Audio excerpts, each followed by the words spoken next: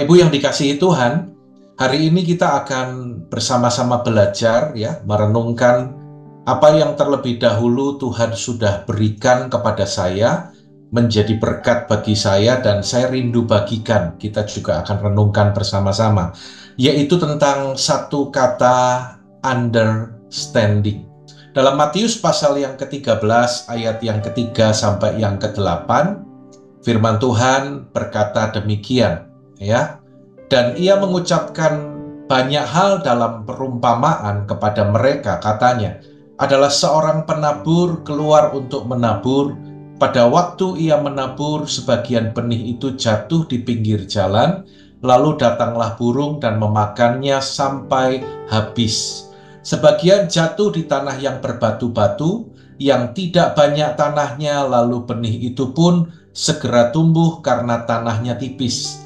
Tetapi sesudah matahari terbit, layulah ia dan menjadi kering karena tidak berakar. Sebagian lagi jatuh di tengah semak duri, lalu makin besarlah semak itu dan menghimpitnya sampai mati. Dan sebagian jatuh di tanah yang baik, lalu berbuah, ada yang 100 kali lipat, ada yang 60 kali lipat, ada yang 30 kali lipat. Sama-sama katakan amin. Nah, Bapak Ibu yang dikasihi Tuhan, dari perumpamaan penabur ini kita melihat ada empat tempat yang dikatakan di sana. Yang pertama adalah di pinggir jalan, tidak bisa bertumbuh apalagi berbuah.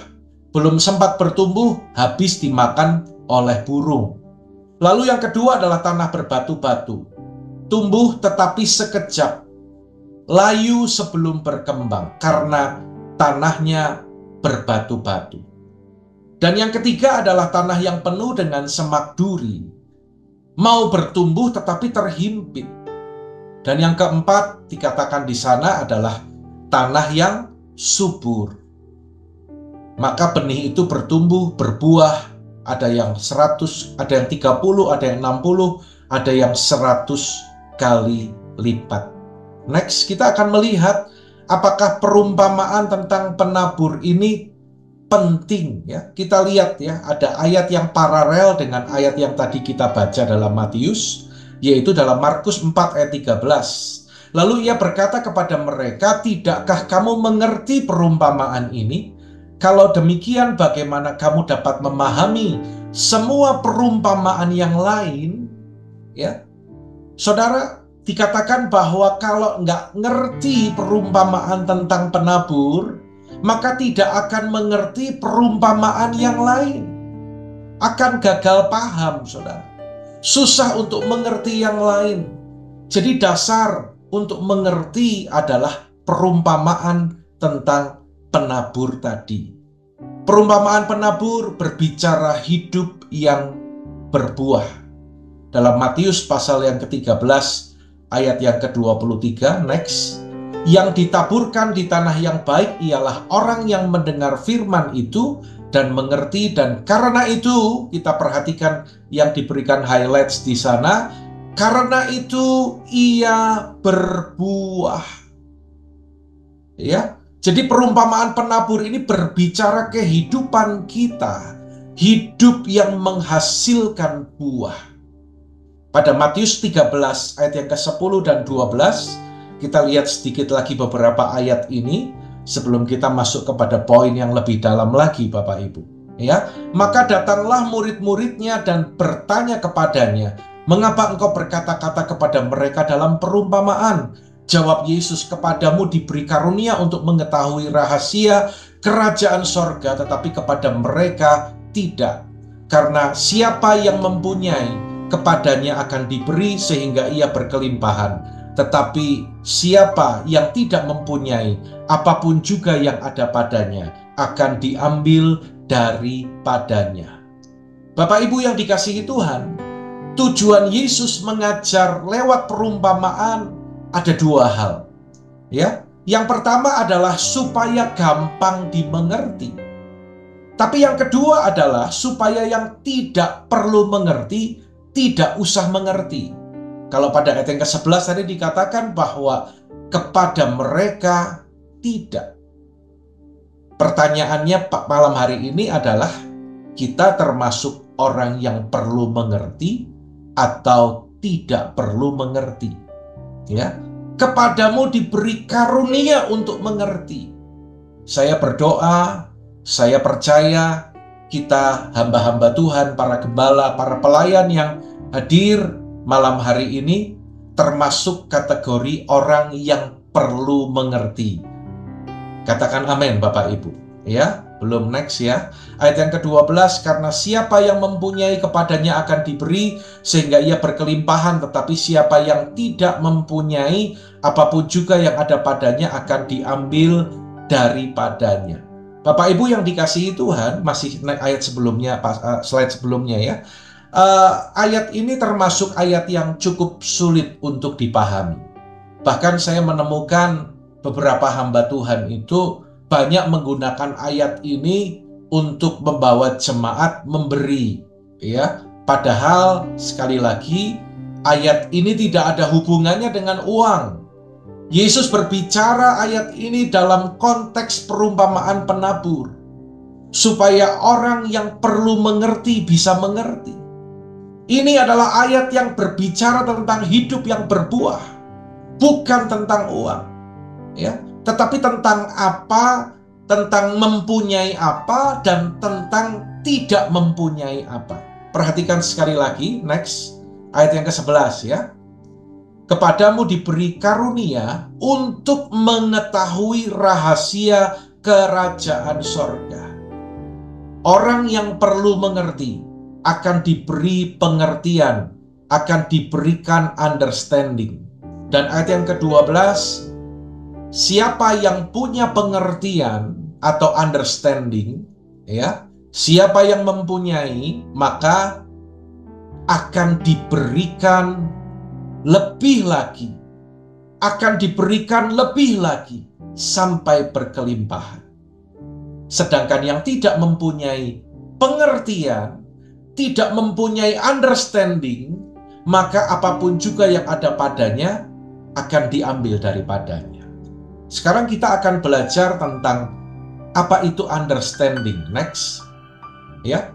Dalam bahasa aslinya understanding itu adalah suniemi. Artinya demikian. Bukan sekedar tahu, paham, mengerti, tetapi mengetahui, mengerti, dan dapat mengaplikasikannya dalam berbagai situasi dan keadaan. Jadi pengertian, understanding, suniemi ini punya arti yang dalam banget, ya, dalam banget. Saya akan gambarkan dengan ilustrasi ini. Next, ya. Dalam karate itu ada dua kategori. Yang pertama adalah kata. Kata ini setiap karateka tidak berhadapan dengan lawan, hanya memainkan jurus-jurus karatenya. Jurus menyerang bagaimana, jurus bertahan bagaimana. Pemenangnya adalah siapa yang bisa memperagakan jurus-jurus karate itu dengan indah, dengan benar, maka dialah yang akan jadi pemenang. Sedangkan komite berbeda dengan kata.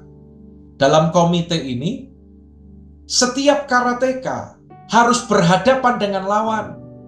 Jadi kemenangannya ditentukan dari apa? Dia tidak hanya bisa menampilkan jurus-jurus yang baik, yang indah, yang benar, tetapi bagaimana dia dapat mengaplikasikan jurus-jurus itu untuk menaklukkan lawan dalam sebuah pertandingan. Diklik sekali. Suniemi itu seperti halnya komite. Ya.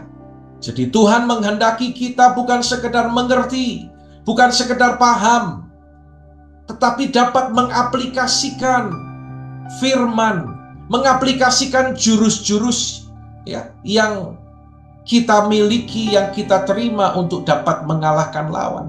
Jadi understanding itu sangat penting. Next, ya, bukan sekedar tahu, tetapi menerapkan dalam kehidupan kita. Saya mendapatkan banyak hal dari pengertian ini, Bapak Ibu, ya.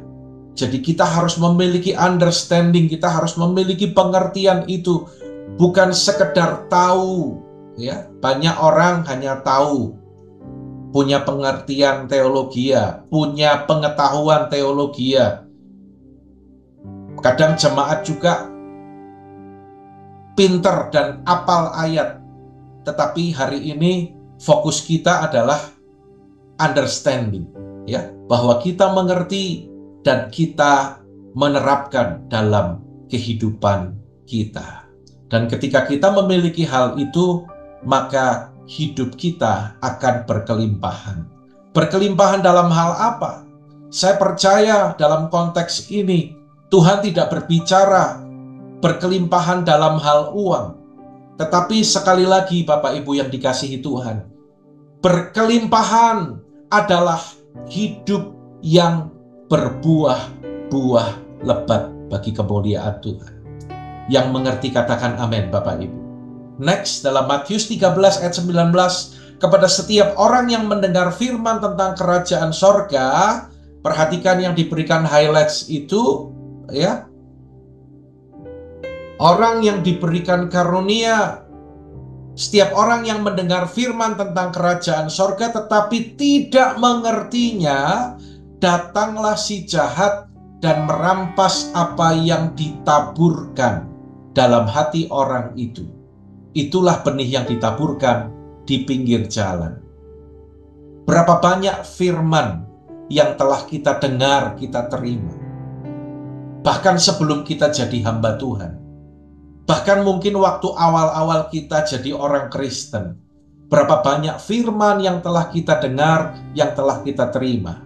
Pertanyaan bagi kita semua adalah, seberapa banyak yang sudah menghasilkan buah? Itu sangat tergantung kepada suniemi kita masing-masing. Ya, saya menasehati jemaat yang Tuhan percayakan kepada saya, jangan hanya Anda itu rajin datang ke gereja, senang dengar khotbah, tetapi hidupmu tidak pernah berubah. Dan ini bisa terjadi, mohon maaf Bapak Ibu, ini bisa terjadi juga dalam kehidupan kita hamba-hamba Tuhan. Kita pandai khotbah, kita bisa jelaskan dengan baik. Ada yang khotbahnya keren, khotbahnya hebat, tetapi hidupnya tidak pernah berubah. Hidupnya yang punya kepahitan, yang punya kekecewaan, tidak ngampuni. Ya, yang ada masalah dengan teman-teman hamba Tuhan, tidak mau berdamai. Dan hal-hal yang tidak terlihat, hanya kita yang tahu. Kadang kita pun tidak cakap untuk melakukan firman itu. Firman yang tidak dilakukan pada ayat ini, maka akan diambil karena tidak ada understanding. Next, dalam Matius 12 ayat yang masih yang tadi, 13 ayat yang ke-23 ini, yang ditaburkan di tanah yang baik adalah orang yang mendengar firman itu dan mengerti. Karena itu ia berbuah, ada yang 100 kali lipat, ada yang 60 kali lipat, ada yang 30 kali lipat. Kalau berbicara berbuah, saya percaya kita semua senang ya Bapak Ibu ya. Tetapi perhatikan highlights yang saya berikan di bawah di sana. Memiliki suniemi atau understanding akan membuat hidup kita berbuah. Karena berbuah itu adalah tanda bahwa kita, saudara dan saya, kita adalah murid Kristus.